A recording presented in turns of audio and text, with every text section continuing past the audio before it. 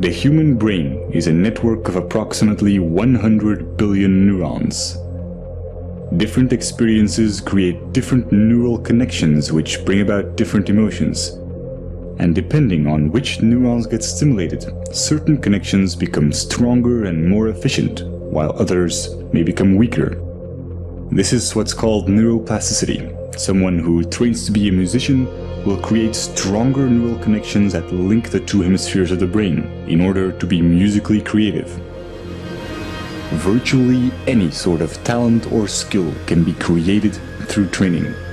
Rudiger Gamm, who was a self-admitted hopeless student, used to fail at basic math and went on to train his abilities and became a famous human calculator, capable of performing extremely complex mathematics.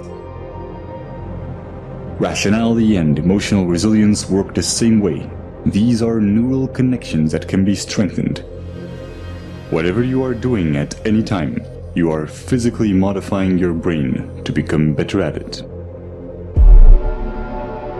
Specific neurons and neurotransmitters, such as norepinephrine, trigger a defensive state when we feel that our thoughts have to be protected from the influence of others.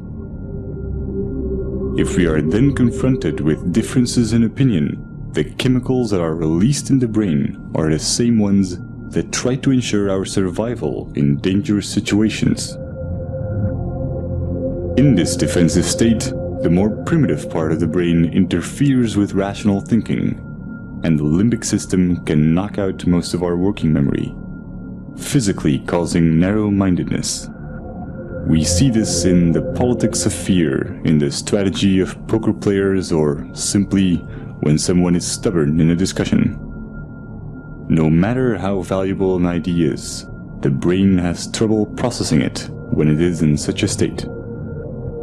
On a neural level, it reacts as if we're being threatened, even if this threat comes from harmless opinions or facts that we may otherwise find helpful and could rationally agree with.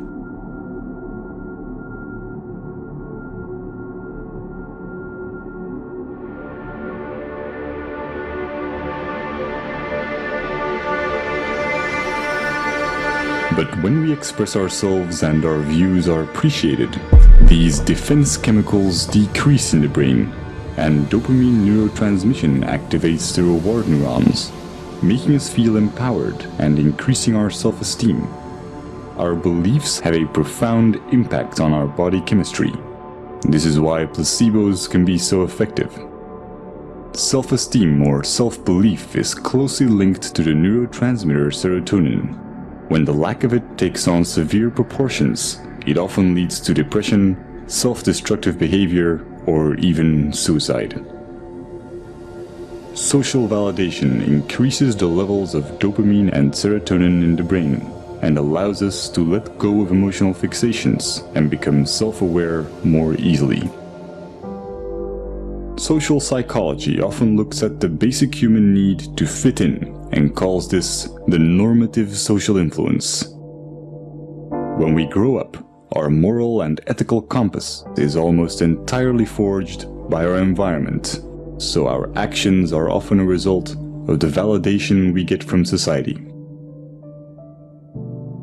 But new developments in neuroscience are giving us a better understanding of culture and identity. Recent neurological research has confirmed the existence of empathetic mirror neurons.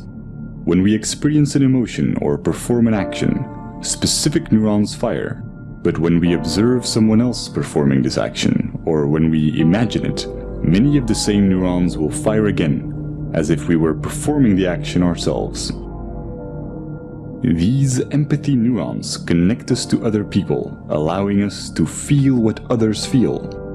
And since these neurons respond to our imagination, we can experience emotional feedback from them as if it came from someone else. This system is what allows us to self-reflect. The mirror neuron does not know the difference between it and others, and is the reason why we are so dependent of social validation and why we want to fit in. We are in a constant duality between how we see ourselves and how others see us.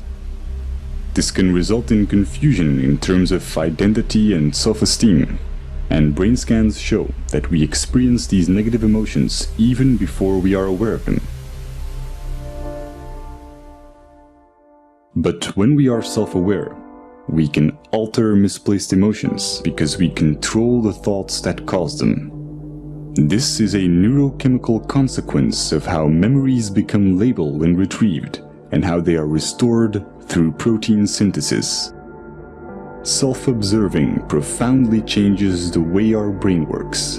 It activates the self-regulating neocortical regions, which give us an incredible amount of control over our feelings. Every time we do this, our rationality and emotional resilience are strengthened. All this complex and almost schizophrenic subconscious behavior is the result of a vastly parallel distributed system in our brain. There is no specific center of consciousness. The appearance of a unity is in fact each of these separate circuits being enabled and being expressed at one particular moment in time. Our experiences are constantly changing our neural connections, physically altering the parallel system that is our consciousness. Direct modifications to this can have surreal consequences that bring into question what and where consciousness really is. Evolution can be seen as the same process where nature tries to adapt or resonate with its environment. By doing so, it evolved to a point where it became self-aware and began to ponder its own existence. Growth and its evolutionary side effects, such as happiness and fulfillment, are stimulated when we are not being labeled in our interactions. We may have many different views and disagree with one another in practical terms, but interactions that nevertheless accept us for who we are without judgment are neuropsychological catalysts that wire the human brain to acknowledge others and accept rationally verified belief systems without dissonance. Stimulating this type of neural activity and interaction alleviates the need for distraction or entertainment and creates cycles of constructive behavior in our environment. We are a global network of neurochemical reactions, and the self-amplifying cycle of acceptance and acknowledgement, sustained by the daily choices in our interactions, is the chain reaction that will ultimately define our collective ability to overcome imagined differences and look at life in the grand scheme of things.